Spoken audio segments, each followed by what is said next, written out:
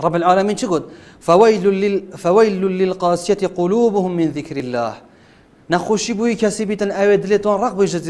ذكر رب العالمين عز وجل، جبر إنانا رب العالمين جكرنا عباداتان دبين أفروكا جل كس يش عبادات بجدا عبادات ويبر خدا شهوات الدنيا. أفان كس دلت نرم يتهادين جوهرين بوهندك دلن رق جنكي أفان برخونا دا ديني وجا نخوشي إذا بوفانه هاي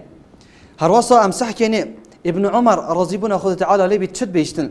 بيغمبري عليه الصلاة والسلام قلت لا تكثروا الكلام بغير ذكر الله فإن كثرة الكلام بغير ذكر الله قسوة للقلب. سبحان الله. سحكري دي جالك يصابيني جالك يتآخفتن يغيبت خلكيتيتن يخلكي فيرا بردتن يبحث فيتيت يبحث هنتيتن وجالك يتآخفتن يهندك تشتد بيش أثر بنا يدراونا في خلكي داتيتن وجالك يتآخفتن وذكر رب العالمين عز وجل بإجار يجبير كري بيغمبري عليه الصلاة والسلام تقول أهوان أفكسد دلت وان رقبا جنكي جالك آخفتنا وان بي ذكر رب العالمين قسوة للقلب رقبونا دليوانا ويجا فيري أمش حديثة بيغمبري عليه الصلاة والسلام خود شو مفاد بينين مفاء يعني أم جالك نأخفين ينجي أو أخفتنا أم باغفين مفات دهبيتن مفاي بيهنت هندك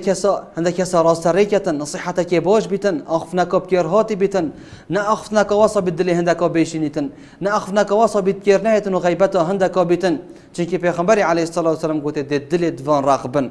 بشتي هنجي بيغمبري عليه الصلاة والسلام قلت وإن أبعد الناس من الله القلب القاسي.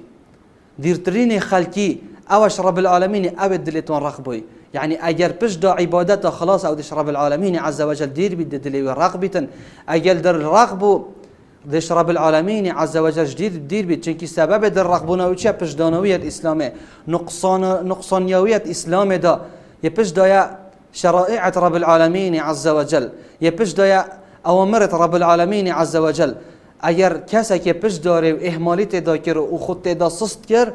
ده بیت سبب ده دلت و رغبتن و در رب العالمین شوی دیر کفتن و رحمت وی کسی نابتن.